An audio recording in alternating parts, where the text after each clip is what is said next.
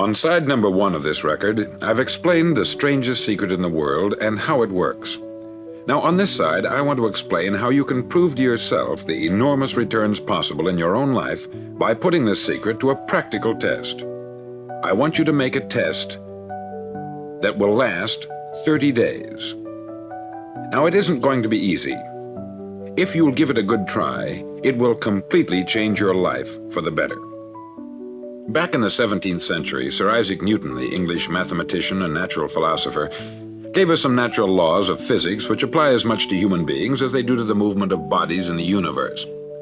Now, one of these laws is that for every action, there is an equal and opposite reaction.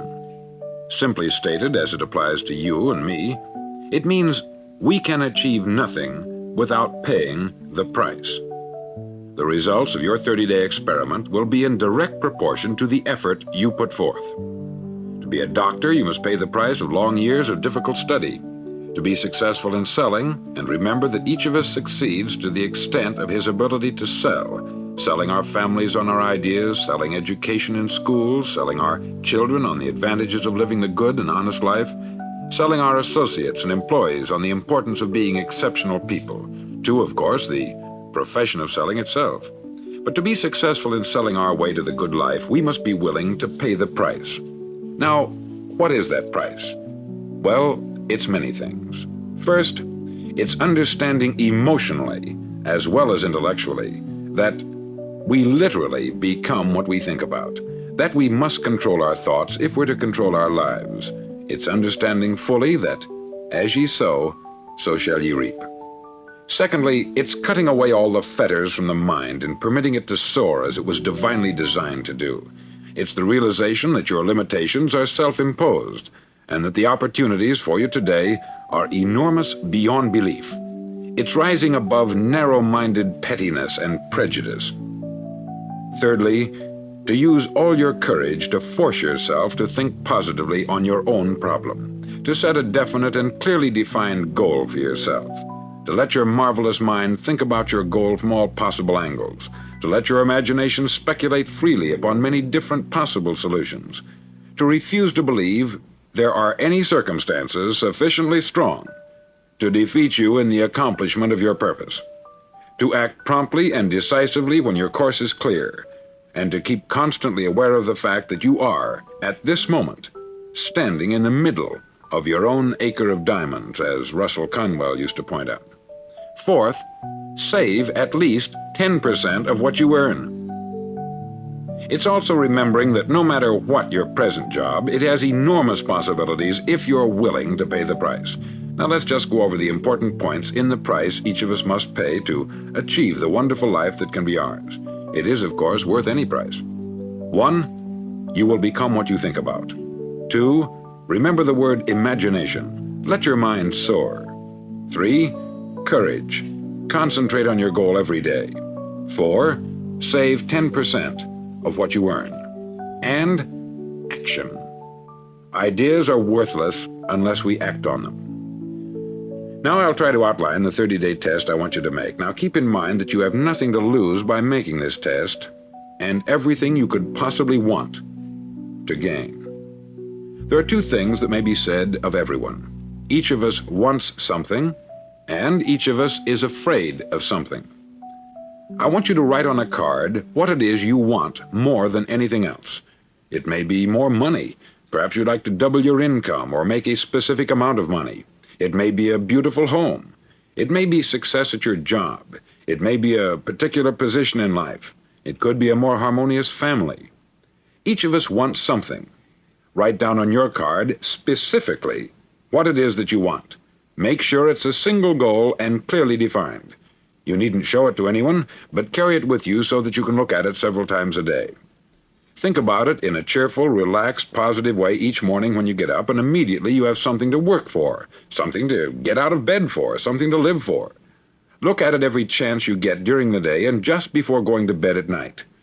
As you look at it, remember that you must become what you think about, and since you're thinking about your goal, you realize that soon it will be yours. In fact, it's yours really the moment you write it down and begin to think about it. Look at the abundance all around you as you go about your daily business. You have as much right to this abundance as any other living creature. It's yours for the asking. Now we come to the difficult part. Difficult because it means the formation of what is probably a brand new habit, and new habits are not easily formed. Once formed, however, it'll follow you for the rest of your life. Stop thinking about what it is you fear. Each time a fearful or negative thought comes into your consciousness, replace it with a mental picture of your positive and worthwhile goal. There will come times when you will feel like giving up. It's easier for a human being to think negatively than positively. That's why only 5% is successful. You must begin now to place yourself in that group. For 30 days, you must take control of your mind. It will think only about what you permit it to think. Each day for this 30-day test, do more than you have to do. In addition to maintaining a cheerful, positive outlook, give of yourself more than you've ever done before. Do this knowing that your returns in life must be in direct proportion to what you give. The moment you decide on a goal to work toward, you're immediately a successful person. You're then in that rare and successful category of people who know where they're going. Out of every 100 people, you belong to the top 5. Don't concern yourself too much with how you're going to achieve your goal. Leave that completely to a power greater than yourself. All you have to do is know where you're going. The answers will come to you of their own accord. Remember these words from the Sermon on the Mount, and remember them well. Keep them constantly before you this month of your test. Ask, and it shall be given you. Seek, and ye shall find. Knock, and it shall be opened unto you. For every one that asketh receiveth, and he that seeketh findeth, and to him that knocketh it shall be opened. It's as marvelous and as simple as that. In fact, it's so simple that in our seemingly complicated world it's difficult for an adult to understand that all he needs is a purpose and faith. For 30 days, do your best.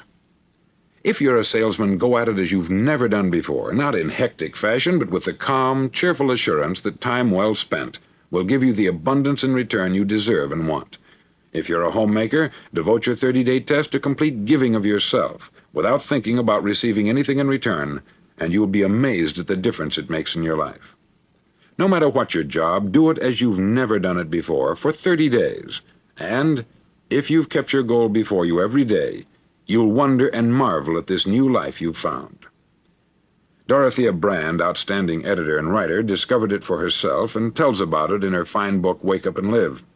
Her entire philosophy is reduced to the words, act as though it were impossible to fail.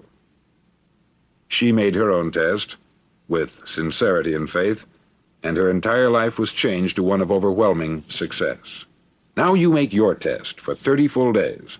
Don't start your test until you've made up your mind to stick with it. You see, by being persistent, you're demonstrating faith. Persistence is simply another word for faith. If you didn't have faith, you would never persist. If you should fail during your first 30 days, by that I mean suddenly find yourself overwhelmed by negative thoughts, you've got to start over again from that point and go 30 more days. Gradually, your new habit will form, until you find yourself one of that wonderful minority to whom virtually nothing is impossible.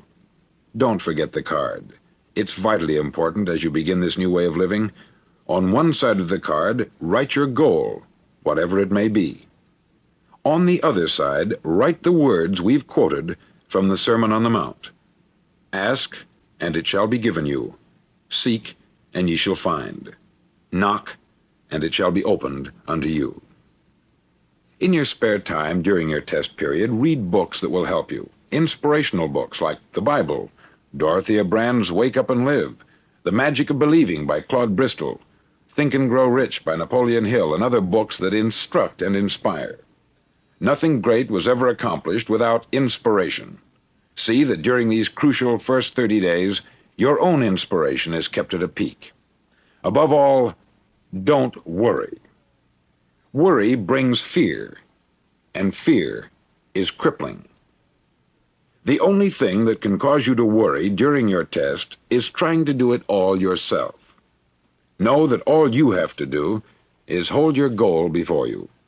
Everything else will take care of itself. Remember also to keep calm and cheerful. Calm and cheerful. Don't let petty things annoy you and get you off course. Now, since making this test is difficult, some may say, well, why should I bother? Well, look at the alternative. No one wants to be a failure. No one really wants to be a mediocre individual. No one wants a life constantly filled with worry, fear, and frustration. Therefore, remember that you must reap that which you sow. If you sow negative thoughts, your life will be filled with negative things. If you sow positive thoughts, your life will be cheerful, successful, and positive. Now, gradually, you will have a tendency to forget what you've heard on this record. Play it often. Keep reminding yourself of what you must do to form this new habit. Gather your whole family about and listen to what's been said here at regular intervals. You know, most men will tell you that they want to make money without understanding the law. The only people who make money work in the mint.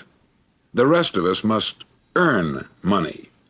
This is what causes those who keep looking for something for nothing or a free ride to fail in life. The only way to earn money is by providing people with services or products which are needed and useful. We exchange our product or service for the other man's money.